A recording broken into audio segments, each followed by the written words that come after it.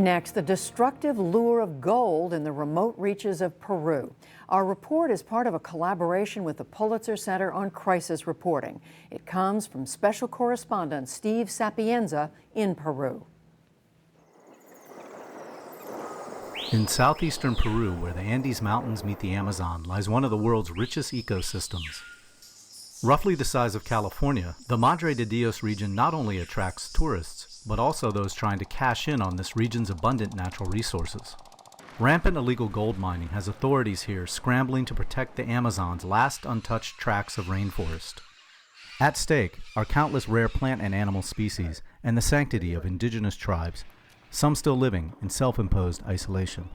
Rising gold prices and the near-complete Brazil-Peru interoceanic highway have combined to propel fortune hunters deeper and deeper into the Amazon. A few hundred miners first settled along the new highway in 2007. Now dozens of ramshackle mining towns line the road, catering to every need and desire of the miners. Close to 30,000 people tied to mining activity now call the region home, with more arriving daily. In the region's capital, Puerto Maldonado, recent efforts by local officials to halt illegal mining have been met with violence. This is a problem that grows every day, and it is a macro problem.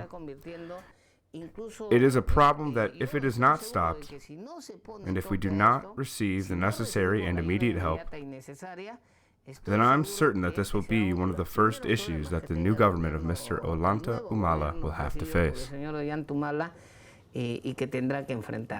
Governor José Luis Aguirre wants Peru's president Ollanta Humala to declare a state of emergency in Madre de Dios in order to receive federal troops and funds to deal with the negative impacts of illegal gold mining. The problem with the mining is that it brings other problems along with it. It brings human trafficking, child exploitation. It also brings many cases of sexually transmitted diseases. It brings criminality. These problems exist because these areas are no man's land. Drive the interoceanic highway north about 1 hour from the capital, Puerto Maldonado, and you enter a red-hot zone for illegal mining called La Pampa. Forester Alfredo Vracko has lived here for 36 years and manages 6,400 acres of rainforest granted to him by the government. The owners of farm and forestry concessions like Vracko now face a daily threat of invasion by illegal miners who jump property lines or claim to have mining rights to their property. The highway itself does not do any damage. But the fact is, the miners are illegal. 2 years ago, miners invaded Vracko's property. He now walks the trails of his concession several times a month in search of illegal miners. At this moment, we are arriving at the spot where 2 years ago they entered my concession. 2 miners with 2 machines. That is how they started this illegal work. We can see some regeneration because this area has not been touched since. They worked for about 3 days here installing the machines. That is how it starts. Then there can be 20, 30, 40 engines, and the devastation is completely harsh. Sand. It's all sand. Vracko ran the miners off his property, but the scars remain. He now heads a coalition of farmers and foresters that lobby the government to stop illegal mining. We notified the authorities so they could take action, because it was affecting the condition of the forest and of the area. And regrettably, here we are in 2011, and things have gone up 1,000%. This is what landowners like Alfredo Vracko are worried about. We're just a few miles up the road from his house, and what you can see just off the highway is a mining operation. This right behind us here is a former mining pit that's been filled in with water. All the nutrients have been taken out of the soil. The miners have long moved on, and as far as you can see into the distance, this entire area has been turned into a desert. Victor Zambrano is an elected official who manages the buffer zones that protect the 3.7 million acre TAMBOPATA National Reserve. Tenemos reglas para los agricultores. We have laws for farmers. Tenemos reglas para los We have laws for forestry concessions. forestales en términos generales, que es la ley forestal.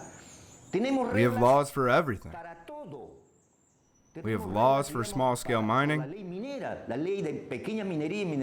However, nobody obeys those laws. Illegal mining in La Pampa is so rampant and the miners so brazen that the equipment in open pits are easily visible from the highway. Walk a few hundred yards from the road and you can see the full extent of the damage.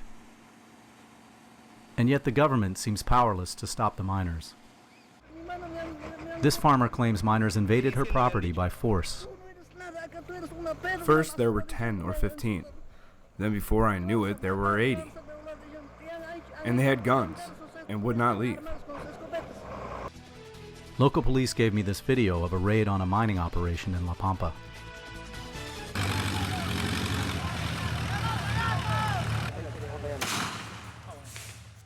After a short standoff with the illegal miners, the police moved in and confiscated the motors that run the mining equipment. One day after the raid, I returned to the illegal mining area to see what had changed. On the highway, miners were already arriving with replacement parts. I caught up with this miner who confirmed the raided mine was back in operation. Things are normal. Just now I saw a few miners and they were working as normal. From the looks of it, the entire La Pampa region was back to mining. Just across the highway from where the police raid occurred, I filmed several illegal mines in operation. With a small force that numbers 400 police and a region awash in guns, local authorities have little ability to investigate and prosecute environmental crimes. We know that gold is not a permanent resource. However, the forest and agriculture have a future because they are renewable. They can grow again and again all the time.